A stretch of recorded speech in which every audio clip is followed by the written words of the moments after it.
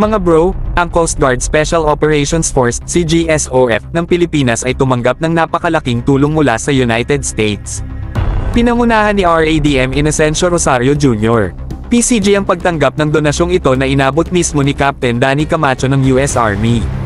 Ginanap ito sa Coast Guard Base Parola sa Binondo, Manila, noong ika-25 ng Nobyembre taong 2024.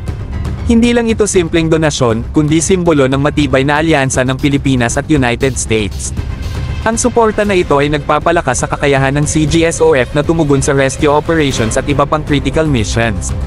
Alam nating lahat kung gaano kahalaga ang mabilis at maaasahang aksyon, lalo na sa panahon ng sakuna o panganib sa dagat. Ang ganitong klaseng tulong ay hindi lang para sa kagamitan, kundi para rin sa moral ng ating mga Coast Guard personnel.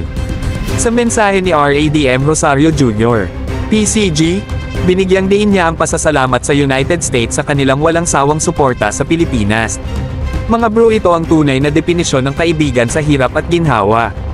Ang relasyon natin sa US ay patuloy na lumalakas, at ito ang patunay.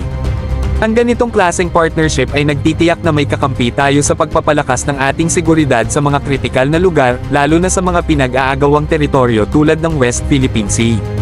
Solid ang commitment nila, at dapat natin itong i-maximize. Para sa CGSOF, ito'y dagdag pagpapatunay ng kanilang kahalagahan sa bansa. Ang tulong na ito ay hindi lang suporta, kundi kumpirmasyon na kinikilala ang kanilang papel sa pagtiyak ng kaligtasan at seguridad ng ating mga kababayan. Ang tanong, ano na ang susunod? Sana mas dumami pa ang ganitong klaseng donasyon, lalo na kung makakadagdag ito sa depensa at rescue capabilities ng bansa.